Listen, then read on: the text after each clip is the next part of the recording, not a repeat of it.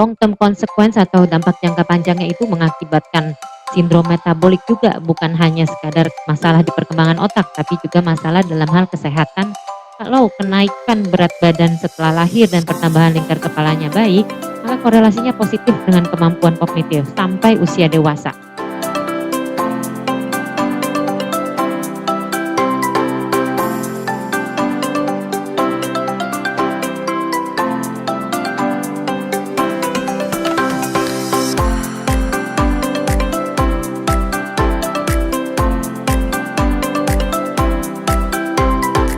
Jadi nanti kita akan bahas mengenai setelah pulang dari rumah sakit. Ya, tadi sebagian sudah dibahas mengenai saat di rumah sakit. Kemudian bagaimana dampak postnatal growth restriction atau mungkin bahasa awamnya gagal tumbuh setelah lahir ya. Postnatal itu setelah lahir. Terus bagaimana kita harus melakukan kejar tumbuh, tipe nutrisi seperti apa, serta monitoring dan evaluasi. Klasifikasi ini saya lewati ya, karena tadi sudah dibahas oleh Dokter Risma. Sebagian ibu punya bayi yang usia gestasinya 32 sampai 37 minggu, bukan berarti tidak, wah 32 aman. Tapi ternyata bayi-bayi yang 32 sampai 37 minggu itu berdasarkan penelitian jangka panjang juga banyak yang mengalami apa? Mengalami short stature, mengalami gagal tumbuh, ya.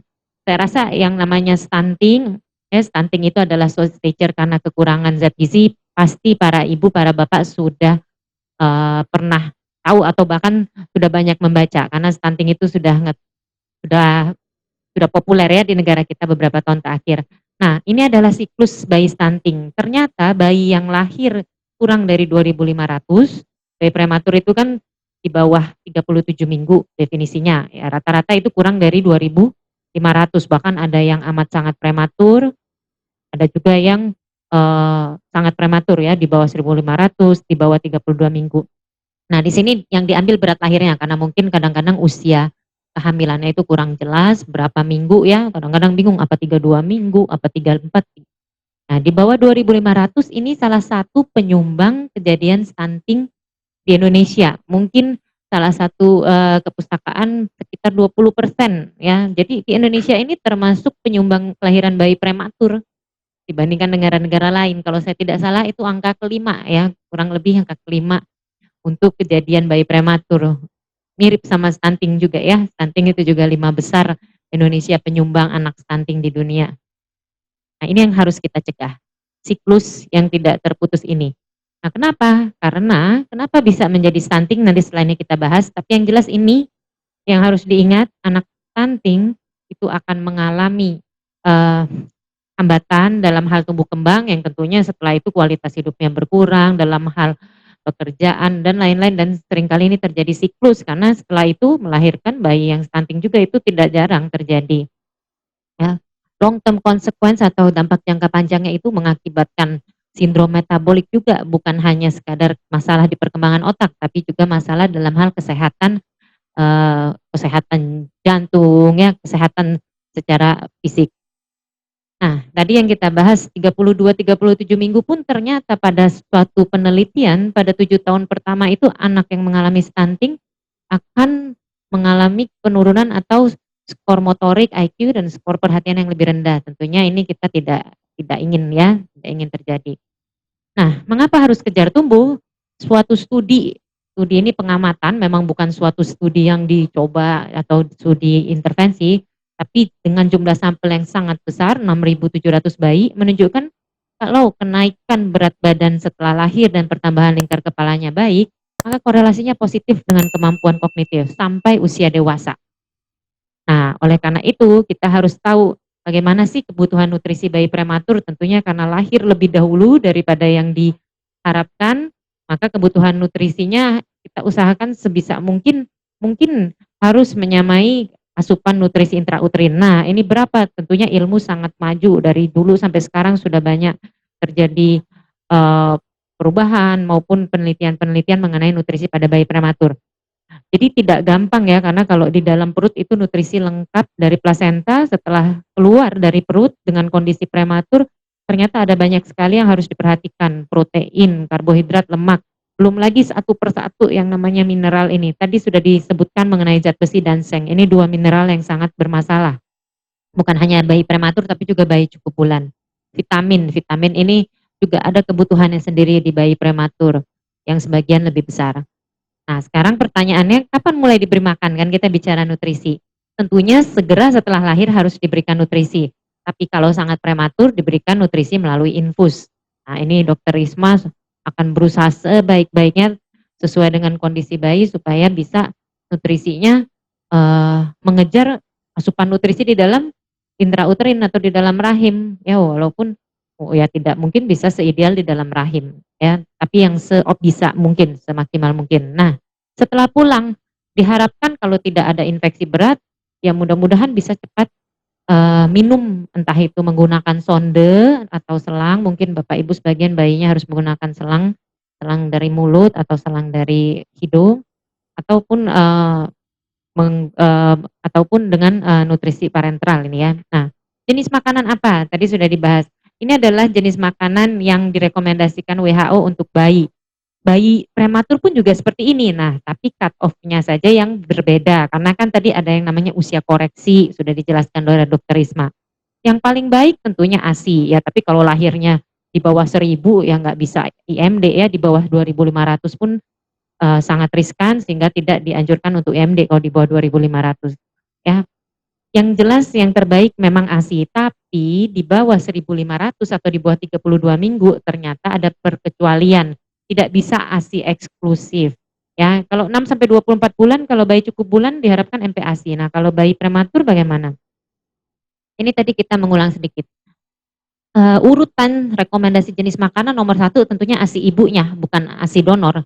Yang kedua baru ASI donor yang aman, yang ketiga formula, entah ini formula prematur atau formula biasa, maksudnya formula standar.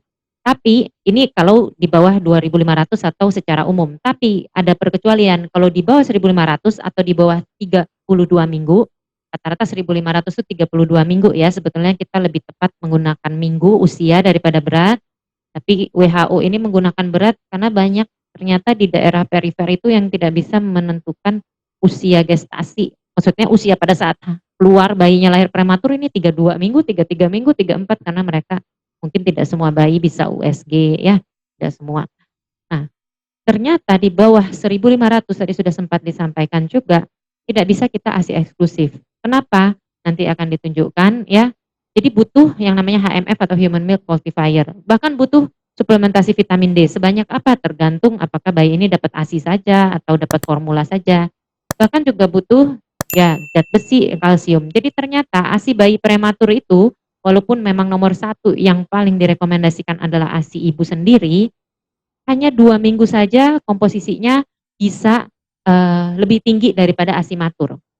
Setelah 2 minggu komposisinya akan sama seperti ASI cukup bulan. Ini grafik meta analisis artinya gabungan studi-studi dari ASI prematur komposisinya yang menunjukkan ya setelah 2 minggu kurang lebih akan sama. Yang garis putus-putus ini ya yang bayi prematur, yang garis tebal itu bayi yang matur. Jadi artinya hanya bisa 2 minggu pertama. Padahal karena bayi itu lahir jauh lebih cepat dia membutuhkan asupan kalsium, protein semua yang lebih tinggi.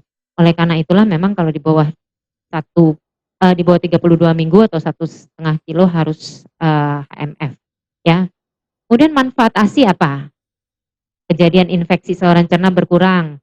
Kemudian mata yang sering mengalami komplikasi ya pada bayi prematur atau kebutaan pada prematur itu berkurang. Ya, kemudian yang jelas luaran kognitif, hasil perkembangan kognitifnya lebih baik. Nah, ini tadi beberapa jenis. Pertanyaannya, loh kok perlu ini? Padahal mahal sekali, apa perlu? Sayangnya memang perlu kalau lahir di bawah 32 minggu. Ya, kenapa? Karena ASI saja tadi hanya 2 minggu pertama itu bisa agak tinggi protein dan lain-lain, tapi setelah itu kurang. Jadi diciptakanlah suatu yang namanya human milk fortifier, bahannya bisa dari susu sapi, bisa juga dari ASI, namun yang dari ASI belum beredar di Indonesia. Yang beredar di Indonesia baru human milk fortifier yang berasal dari susu sapi. Itu mengandung protein, jadi proteinnya akan meningkat setelah ASI ditambahkan bubuk HMF ini. Yang bentuk cair ada di luar negeri, di Indonesia belum ada yang bentuknya cair. Kemudian ada juga HMF yang mengandung zat besi, ada yang tidak, ada yang mengandung. Dan kandungan proteinnya ini juga berbeda antar HMF. Oleh karena itu kalau bertanya, wah HMF-nya gimana? Itu tidak bisa ibu menghitung sendiri, harus memang di individual dihitung oleh dokter anak. Karena tergantung jadi jumlah kalori yang dibutuhkan. Nah, bahkan kalau jenis HMF tertentu yang kandungan proteinnya lebih tinggi, itu ternyata pertambahan berat badan, panjang badan, dan lingkar kepalanya itu lebih baik ya. Namun untuk jangka panjang belum ada. Nah, kemudian tadi kita membahas vitamin D. Kalau hanya dapat ASI ya, ternyata vitamin D-nya itu sangat rendah, kurang dari 100 asupan bayi itu, padahal sehari butuhnya 400. Jadi ini sangat sangat sangat perlu disuplementasi. Tapi kalau ibunya minum vitamin D, kemungkinan ASI ibunya mengandung vitamin D agak tinggi. Kalau bayi itu minum ASI yang difortifikasi HMF, asupan vitamin D-nya lebih tinggi. Tapi ini semua adalah perhitungan di atas kertas, sehingga yang paling ideal adalah kalau memberikan suplementasi harus diperiksa kadar vitamin D-nya, kecuali kalau benar-benar tidak bisa. Kemudian bukan hanya vitamin D, seng juga tadi penelitian Dr. Risma ini yang paling bermasalah ya. Bukan hanya bayi prematur tapi bayi cukup bulan. Jadi seng ini juga banyak mengalami defisiensi bayi-bayi prematur, apalagi juga mengingat ASI sendiri itu usia 4 bulan kadar sengnya udah jauh tuh berkurang ya. Jadi memang mengandalkan MPASI. Nah, kalau belum bisa MPASI bagaimana, apalagi pada bayi prematur ya, seringkali juga mengalami defisiensi. Ini perlu, saat ini kita belum ada rekomendasi resmi ya, tapi kalau untuk secara keseluruhan kebutuhan seng itu ada rekomendasinya. Jadi kalau ada nanti susu formula prematur, ini semua mengacu pada panduan bahwa asupan sengnya harus demikian, asupan tembaga, mangan dan segala macam itu harus lengkap. Nah, yang kedua ASI donor, kita tidak usah panjang-panjang karena tadi sudah dibahas. ASI donor itu ada syaratnya, kalau seorang ibu punya salah satu poin di sini, dia tidak boleh jadi donor. Ya, jadi harus dites. Siapa yang bayar tesnya? Ya bisa rumah sakit, bisa bagaimana ya. Di ibu donor harus dites HIV, HTLV kalau bisa, hepatitis B, C, dan di Indonesia ini yang banyak itu CMV. Jadi ada tambahan, kalau di luar negeri ini bukan rekomendasi. Kemudian karena ASI donor itu harus disterilisasi dengan cara Holder 60 derajat, akibatnya beberapa zat antibodi berkurang ya. Oleh karena itu memang ASI donor pilihan kedua, ASI ibu sendiri pilihan pertama. Kemudian formula. Nah, formula ini ada banyak sekali, ini harus ditentukan oleh dokter anak. Contohnya, ada ini adalah ASI prematur. Ternyata ASI prematur ini kalau tidak difortifikasi proteinnya rendah, padahal tadi kita sudah membahas bahwa protein ini adalah salah satu kunci bagaimana bayi prematur bisa tambah tinggi ya, beratnya juga naik dengan baik. Kemudian kalau ASI donor difortifikasi ya tergantung usia ASI-nya ya. Kemudian ASI yang difortifikasi atau formula prematur yang high protein dan formula prematur yang standar. Ada juga formula prematur yang high kalori, yang ini kita tidak punya di Indonesia, yang formula prematur high protein juga belum ada ya. Kemudian ada juga formula standar. Ini semua akan ditentukan berdasarkan apa? Berdasarkan berat badan dan tinggi badan, status pertumbuhan saat tersebut. Nah, sekarang kita masuk yang kedua, MPASI. MPASI itu syaratnya 4. Jadi kalau ada ibu bapak yang punya bayi prematur, anak saya udah boleh MPASI belum? Ya tergantung, tepat waktu pada bayi prematur beda dengan tepat waktu pada bayi cukup bulan. Kalau bayi cukup bulan paling telat 6 bulan diharapkan mulai MPASI, kecuali ada indikasi khusus ya untuk lebih dini atau lebih lambat. Tapi kalau bayi prematur kita biasanya jauh lebih variasi. Kenapa? Karena misalnya seperti ini. Ini adalah 3 syarat memulai MPASI. 1, harus kepalanya sudah bisa lehernya tegak pada saat ditarik. Itu artinya tidak ada head lag. Ini seringkali terlambat dan perkembangannya mengikuti usia usia koreksi, bukan usia kronologis. Kemudian kematangan enzim pencernaan dan refleks ekstrusi. Ini adalah 3 kesiapan yang akan dicek oleh dokter pada saat merekomendasikan memulai MPASI pada bayi prematur. Nah, ini adalah buku ya, buku yang mungkin sebagian ibu sudah beli. Ini adalah buku mengenai MPASI ya, untuk ibu-ibu mudah-mudahan bahasanya bisa dimengerti, walaupun panjang tapi bahasanya gampang kok. Ini membahas banyak lengkap. Sebetulnya MPASI untuk bayi cukup bulan dan bayi prematur itu sama dalam arti harus cukup protein, energi, zat besi, seng, ya vitamin dan mineral-mineral lain. Nah, nanti jadi silakan nanti baca karena kalau banyak sekali mungkin tidak bisa dijelaskan ya. Protein, kenapa harus protein hewani? Kenapa ada gambar ikan laut di sini ya? Kemudian protein hewani. Nah, ini sedikit protein hewani itu ternyata kualitasnya jauh lebih tinggi daripada protein nabati. Itulah kenapa WHO merekomendasikan harus protein hewani setiap hari kalau memungkinkan ya. Kalau tidak mungkin itu mungkin karena alasan ekonomi. Tapi kalau memungkinkan telur harus setiap hari. Ikan ya tentunya gonta-ganti ya, kalau enggak anaknya ya bosen. Tapi gambar ini mau menunjukkan bahwa kalau memberikan protein nabati kualitasnya lebih rendah. Ya, lihat protein hewani angkanya semua di atas 100. Ya, ini adalah kualitas protein yang diukur dengan cara tertentu, yaitu amino acid score. Kemudian jangan lupa juga lemak ya. Lemak itu sering jadi sering jadi salah kaprah kalau MPASI karena disangka bayi itu kebutuhan nutrisinya sama seperti orang dewasa. Padahal apalagi bayi prematur ya, dia butuh asam lemak esensial yang harus terpenuhi karena buat perkembangan otak kan ya, asam lemak esensial itu tidak bisa didapat dari makanan. Nah, kenapa ikan laut ini ada gambarnya khusus? Karena sudah langsung mengandung DHA. Jadi sudah bukan asam lemak omega 3 lagi tapi sudah yang aktifnya. Jadi DHA ini adalah bahan pembentuk otak, 60% bahan pembentuk otak itu adalah lemak. Kemudian yang kedua tentunya kalau dikasih lemak meningkatkan energi. Jadi tidak baik kalau kita nonton TV sambil makan yang berlemak-lemak orang dewasa ya. Tapi kalau untuk bayi ini perlu karena energinya tinggi. Yang ketiga, kalau digoreng atau ada rasa gurih ya, itu kan kita rasanya lebih enak. Jadi lemak banyak sekali fungsinya untuk bayi. Nah, sekarang yang sering juga jadi perdebatan, seberapa cepat sih harus naikin berat badan? Waduh, nanti aja. Ternyata bayi prematur ini harus pas sekali, pas banget. Kenapa? Karena kalau kejar tumbuhnya terlambat, jadi stunting, obes, sindrom metabolik. Kalau kejar tumbuh terlalu cepat, obes dan sindrom metabolik.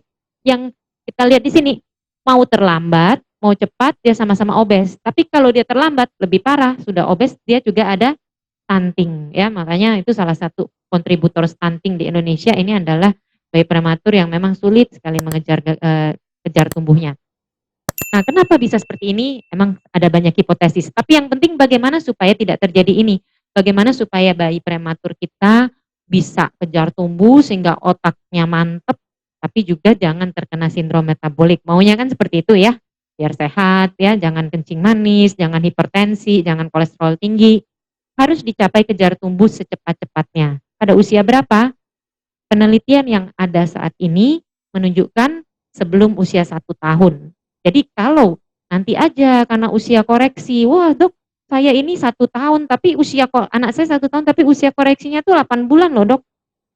Kalau usia koreksinya 9 bulan, itu tidak tepat. Karena apa? Karena kalau kita baru mengejar nanti, apalagi kita tahu stunting itu harus reversibelnya sebelum usia 2 tahun ya, harus dicegah bahkan jangan diobati. Itu kita sudah dapat stunting tadi di sini. Kemudian nanti sindrom metabolik juga ya. Masa keemasan perkembangan otaknya 2 tahun pertama lewat ya. Kemudian juga karena stunting akan mengakibatkan sindrom metabolik tadi di awal sudah ada.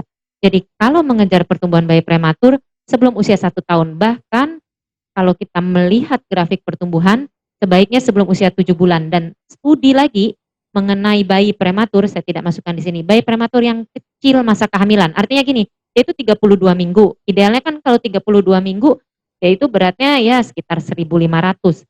Tapi dia sudah 32 minggu prematur, kecil pula. Beratnya cuma 1.000. Itu harus lebih cepat. Lebih baik kalau dia sudah mengejar pada usia sekitar 4 bulan. Itu yang nanti luaran untuk kalau kita mau mencegah sindrom metabolik itu yang terbaik. Jadi harus secepat-cepatnya ya. Kalau paradigma nanti saja nunggu usia koreksi itu paradigma yang salah ya, harus segera diperbaiki. Nah, ini contoh bayi prematur yang mengalami gagal tumbuh ya atau postnatal tadi ya. Ya ini mungkin baru seminggu pertama ya. Seminggu pertama itu seringkali banyak sekali masalah di NICU ya, apalagi bayi lahir sangat kecil 29 minggu. Ini nanti harus dikejar ya. Titik ini nggak boleh karena ya baru, tapi kadang-kadang memang seminggu pertama itu baru stabil ya, baru mau kembali ke berat lahir ya. Mungkin nanti ada contohnya ya. Nah, ini yang lebih cepat ya. Tadi kan baru seminggu pertama kita agak sulit. Ini dia sudah 4 minggu, jadi artinya bukan masa stabilisasi lagi. Sudah 4 minggu bahkan lebih nih dari 32 ke 38. Ya menurun grafiknya. Ya artinya ini terdapat retardasi pertumbuhan ya. Ini bisa kita gunakan pakai grafik, intergrowth, cuma memang agak rumit sedikit untuk memplotnya, tapi ini bisa di-download di WHO atau bahkan bisa diisi langsung. Ya tapi tadi sudah disampaikan ada Pradini, ya cuma Pradini mungkin bukan pakai intergrowth, mungkin masih pakai Venton dan ke WHO ya. Nah ini Venton tadi pada saat bayi, ini contohnya juga ya, ini seorang bayi ya, sudah 3 minggu berarti usianya, sudah 3 minggu, dia lahirnya udah kecil sekali tapi dia, pada saat keluar dari rumah sakit dia juga belum bisa mengejar ketertinggalannya. Bayi ini tugasnya berat nih, dia harus naik, ya. Tadi yang kita bilang kalau dia kecil masa kehamilan, dia sebaiknya mengejar itu sebelum usia sekitar 4 bulan, jadi dia harus cepat-cepatnya. Ya, kalau grafik WHO ini boleh dipakai kalau sudah 0 minggu atau 40 minggu usia koreksi, tapi yang ditunjukkan di sini juga kurang baik ya, karena dia agak mendatar ya, agak mendatar. Ya tidak bisa sesuai ya, seperti ini ya. Tidak bisa, berjalan, secara paralel dengan harusnya, pertumbuhannya. Nah, jadi sebagai take home message, postnatal growth restriction pada bayi prematur atau retardasi tumbuh postnatal ini harus dicegah karena menyebabkan dampak jangka panjang permanen pada kecerdasan dan sindrom metabolik. Kemudian pertumbuhan baik berat badan, panjang badan, lingkar kepala harus diplot.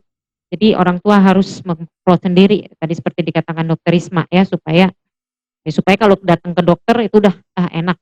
Ya ini ada ya, kadang-kadang di rumah sakit seringkali statusnya sering nggak ada ya, atau sering eee, ada lembaran yang hilang ya. Kejar tumbuh pada bayi prematur harus dicapai sebelum usia 1 tahun untuk keluaran yang terbaik. Dan kunci keberhasilannya adalah monitoring dan evaluasi yang ketat. Terima kasih.